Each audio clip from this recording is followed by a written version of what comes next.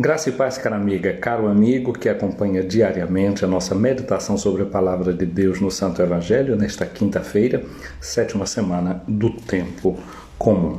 Quinta-feira carrega consigo, e a gente insiste sempre nessa marca eucarística, a marca de dizer que esse dia é um dia que tem consigo o DNA da Eucaristia. Eucaristia é uma palavra que significa agradecimento, ter motivo para dar graças, para ser agradecido. Quem sabe começar já o dia de hoje perguntando quais são as razões que eu tenho hoje para agradecer, para ser grato, para perceber que tem graça de Deus na minha vida, tem coisa que é realmente recebida gratuitamente, pela qual a gente não paga e não tem como pagar. Por exemplo, agora, nesse período de Covid, né? Um dos sintomas do Covid é que as pessoas perdem a capacidade de sentir o gosto das coisas, de sentir o cheiro da coisa. Cheiro e gosto são duas coisas que vão juntas. Hoje o Evangelho vai nos falar das coisas que levam sal. Poder sentir o gosto de uma coisa. Como é importante isso, não é? Saborear aquilo que você está comendo. Parece uma coisa tão insignificante, mas poder sentir o cheiro, poder sentir o perfume, poder sentir o gosto, são coisas muito boas e que a gente nem sempre sabe apreciar. Eu noto uma coisa que é interessante, aqui na Itália tem muito o costume do vinho, e antes de tomar o vinho, as pessoas normalmente elas sentem primeiro o odor do vinho, o cheiro do vinho, não é? E já de alguma forma por ali já se começa a ter alguma ideia do que seja o sabor. Ou então quando a gente chega numa casa que lá da cozinha começa a gente a sentir o cheiro da comida, aquilo já começa a despertar o apetite dentro da gente, a gente parece que já começa a sentir o gosto da comida. Ou então, por exemplo, tenho uma amiga, não é, que ela tem alergia a camarão. Não precisa ela comer o camarão, não. Basta ela entrar no lugar, se estiver cozinhando o camarão, aquilo já é o suficiente para deixar que ela fique mal. Sabemos, isso pode até levar à morte. Mas olha, vejam só, esses elementos tão pequeninos do olfato, do gosto, essa capacidade de poder sentir o sabor, de tocar, são coisas tão pequenas. Eu me lembro a minha mãe, uns anos atrás, ela teve uma crise de bursite, não é? E por isso ela não podia pentear o cabelo. Então, ou minhas irmãs, ou meu irmão, ou eu, ou um dos netos, alguém tinha que pegar o pente e passar no cabelo dela, porque não dava para fazer esse movimento insignificante, a gente poderia dizer. Pegar uma escova e escovar os dentes, coisa tão simples. Mas se a gente for acometido de um acidente vascular cerebral, a gente pode perder o tato, pode perder a habilidade e as capacidades motoras de se locomover de um lado para o outro. E aí vamos ter que gastar muito tempo com fisioterapia para reabilitar as capacidades motoras. Olha só, a gente às vezes leva a vida toda tendo desculpa para não cuidar daquilo que a gente tem, para não cultivar aquilo que a gente tem. Por exemplo, cultivar a saúde, cuidar bem da saúde. Se eu não posso comer isso, se eu não posso comer aquilo, eu devo saber evitar. Se o doce para mim é um veneno, eu tenho que saber evitar o doce. Se o álcool para mim é um veneno, se eu sou dependente do álcool, se o álcool me faz mal, eu tenho que saber evitar. Porque se eu não sei cuidar da minha saúde, depois eu vou ter que gastar muito tempo para cuidar da minha doença. E é melhor cuidar da saúde do que cuidar da doença.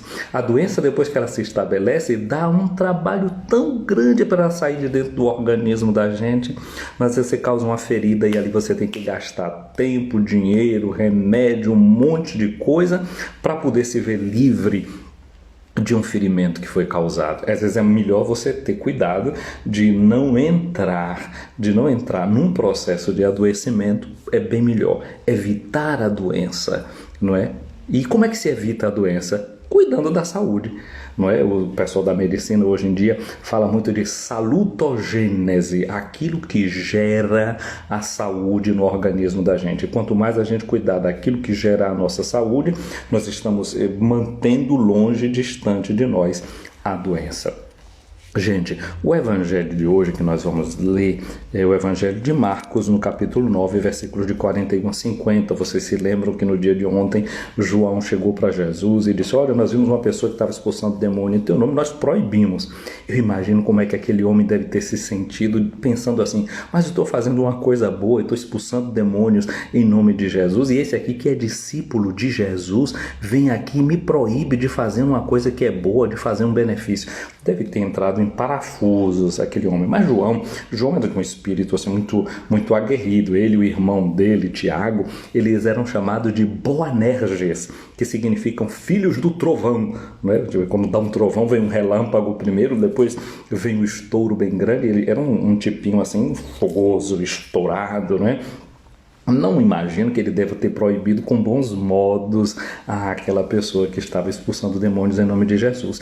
E penso na reação daquela pessoa, como pode ter ficado chocada com aquilo que ele fez. Então Jesus hoje começa a dizer, continuando o discurso de ontem, né, que se uma pessoa não era contra a gente, era a nosso favor. Jesus começa hoje com uma outra coisa, dizendo assim: quem vos der a beber um copo de água porque sois de Cristo, não ficará sem a sua recompensa. Primeira coisa aqui, um copo de água parece uma coisa muito insignificante. Eu estava falando de coisas pequenas, não é quase que insignificantes, mas que devem fazer surgir em nós a gratidão.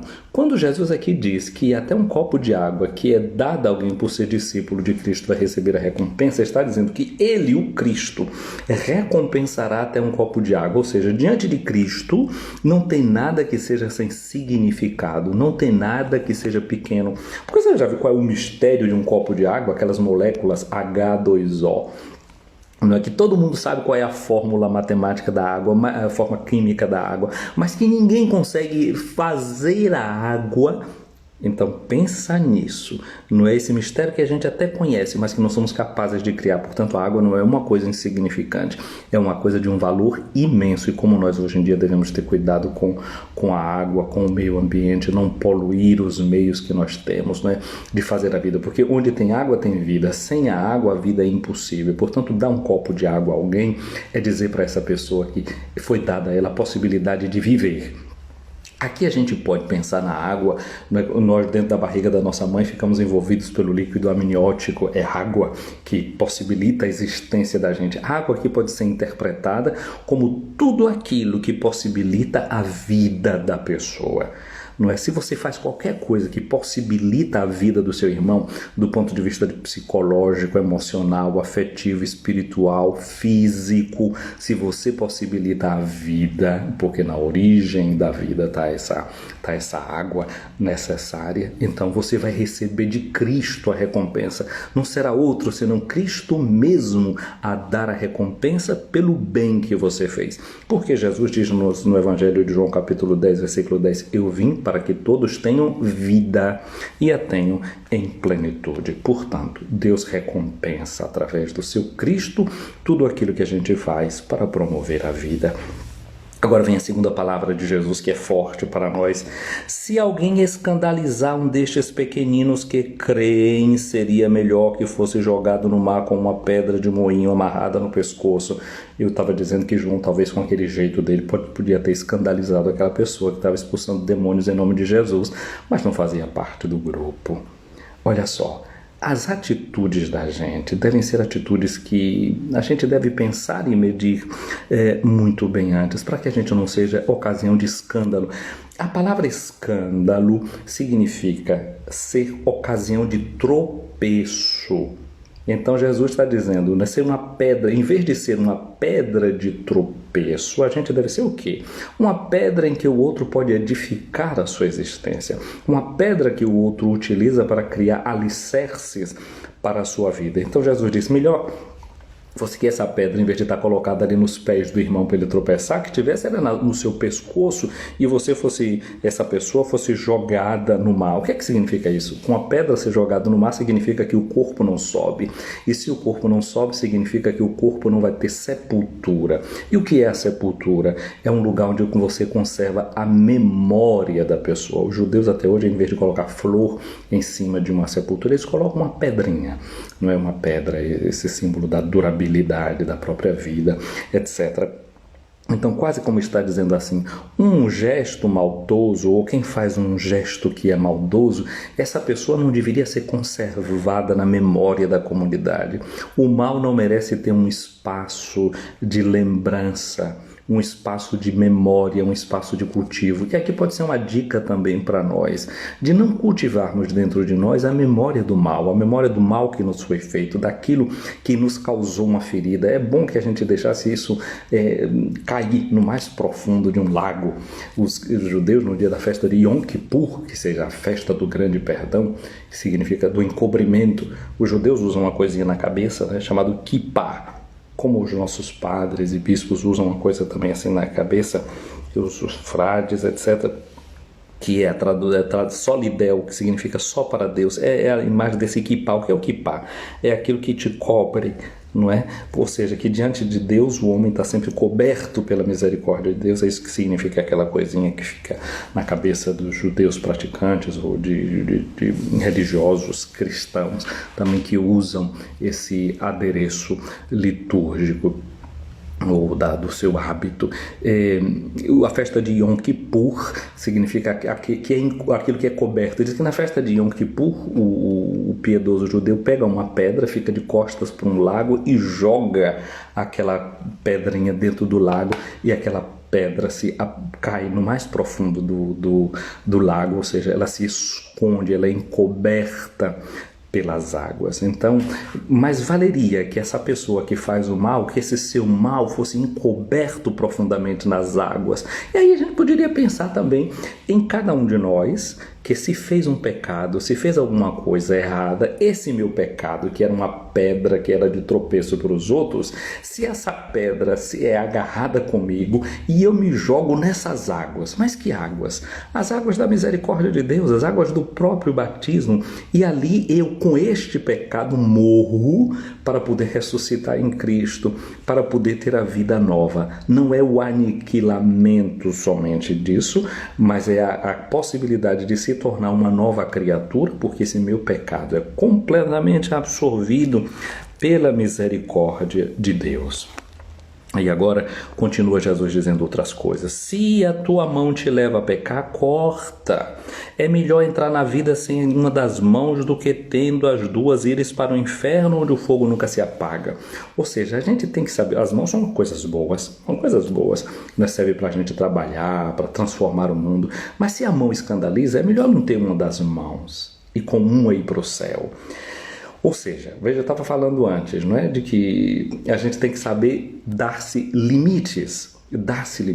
Se você tem problema com álcool, é melhor que você beba água do que tomar aquele copo de cervejinha, aquele vinho, aquele uísque, e depois você perde a cabeça e começa a fazer besteira, e começa a fazer o mal, e começa a se prejudicar. É melhor não ter o prazer de beber alguma coisa que você acha bom quando está numa festa, etc. É melhor não ter esse prazer passageiro, mas que depois só vai te dar prejuízo.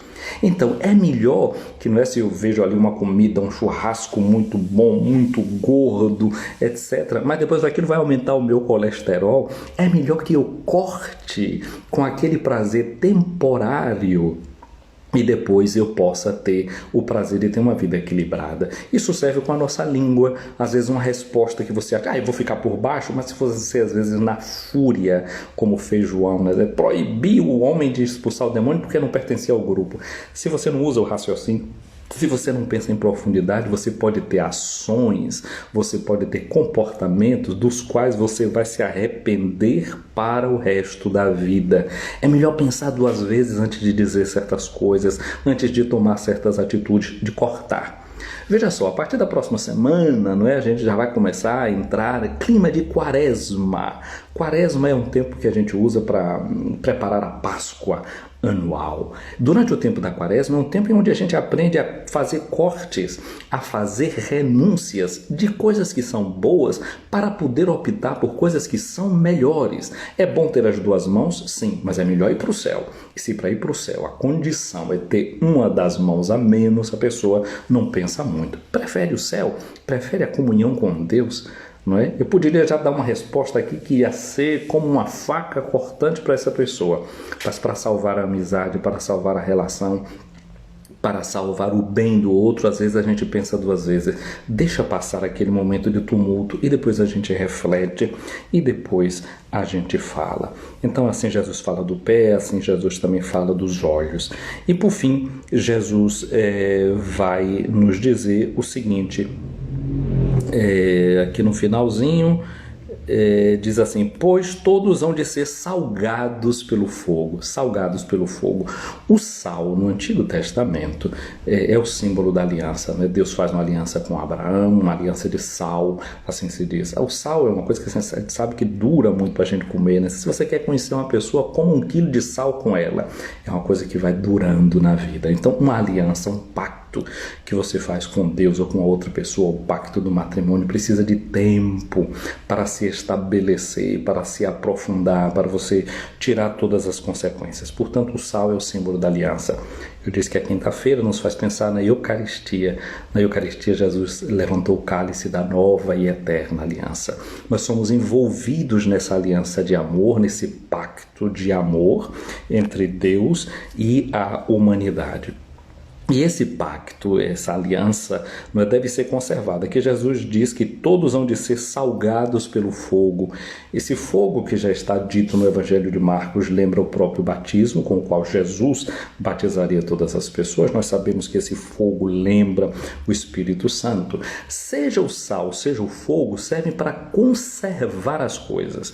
Em tempos que não havia eletricidade, não tinha energia elétrica e nem tinha geladeira, como é que as pessoas conservavam os alimentos? Através do sal e através do fogo. Salgava ou defumava, não é, no cozimento que permite você conservar os alimentos que você tem. Portanto, ser salgado pelo fogo significa entrar num ambiente de conservação dessa aliança de Deus conosco, que é essa aliança de amor. Agora, ser conservado, salgado pelo fogo, conservado pelo fogo, a gente poderia também pensar metaforicamente no seguinte: as experiências que nós passamos em nossa vida, que digamos assim, é uma experiência de fogo, que você está passando pelo fogo, mas para ser conservado, para ser salvo, para que você mantenha a sua existência. E muitas vezes, quando a gente está no meio da confusão, da prova, da dificuldade, a gente não reconhece que está sendo dada para nós uma oportunidade. A gente não deve ter medo da prova, a gente não deve ter medo dos problemas.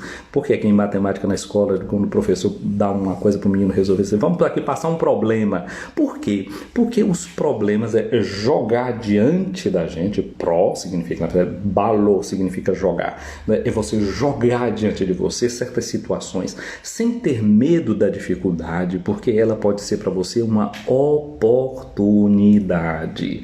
Aquilo que Jesus fez ontem com João e está continuando no diálogo dele hoje, com ele e com todos nós, fazendo-nos perceber isso. Não é que às vezes você pode estar diante de uma grande dificuldade, mas essa dificuldade é uma oportunidade disfarçada. E então a oportunidade disfarçada oferece para nós a possibilidade de fazer crescer tudo aquilo que a gente tem de bom e de qualidade dentro da gente. Coisa boa é o sal de Jesus, mas se o sal se tornar insosso, com que lhe restituiremos o tempero, tende, pois, sal em vós mesmos e vivei em paz uns com os outros. Então, essa coisa de poder cortar a mão, de tirar o olho, como diz Jesus, de cortar o pé, significa todas as nossas relações uns com os outros, para salvar as relações uns com os outros, conservando a paz, conservando a harmonia, tendo em nós o sal, aquilo que nos faz sentir o sabor das coisas. Então também ter esse cuidado e essa delicadeza, não é, de sentir o que é que o outro está dizendo, de perceber às vezes amarguras que está dentro do outro, feridas que existem na vida do outro, não é, para que a gente salve as partes, para que a gente salve as relações e possamos caminhar todos para essa felicidade que Jesus deseja para cada uma e cada um de nós. O Senhor esteja acima de ti para te proteger, à tua frente para te guiar, atrás de ti para te defender, ao teu lado para te acompanhar, dentro de ti para te abençoar. A bênção de Deus Todo-Poderoso, Pai, Filho e Espírito Santo, desça sobre ti, minha amiga, meu amigo, e permaneça para sempre. Amém. Quero fazer chegar um abraço a vocês que estão aqui com a gente, a Solange Reinhardt, o Padre Freitas, aí na paróquia Nossa Senhora das Dores em Croatá. Anteontem, né, nós tivemos aí uma reunião com o Padre Freitas, com todas as lideranças da sua comunidade que se preparavam para a Assembleia Paroquial, que é depois de amanhã, Padre Freitas, que a Assembleia seja realmente cheia das graças e das bênçãos de Deus. Então, nós falávamos da Assembleia como sendo uma página da revelação de Deus, o território da paróquia como lugar daquela revelação, que como Moisés a gente deve aprender a tirar os calçados, né, para ficar ali nesse chão sagrado, onde a paróquia é convidada a semear a boa notícia do Evangelho. Um abraço para a Genilza Lisboa, para a Bia Lapa, Cláudio Queiroz, um abraço grande, não nos vimos dessa vez, o tempo foi curto, um abraço. Para Ismad, aí em Brasília, um abraço grande. Para Cecília Betiol, Leo Passos, aí já terminou de atravessar a ilha de Itaparica, já deve estar aí para o Salvador. Genisa, Paz de Cristo. Neuza Andrade, um abraço para ti, Neuza, Maurício e a família inteira. Abraço aí para Rogério Cardoso e para Odaleia, Rogério Cardoso Maia, né, da Sagrada Família, Santo Antônio de Jesus, a Edis também. Um abraço para Odaleia, aqui na Suíça, para Edilene Borges, para Dineia Flores.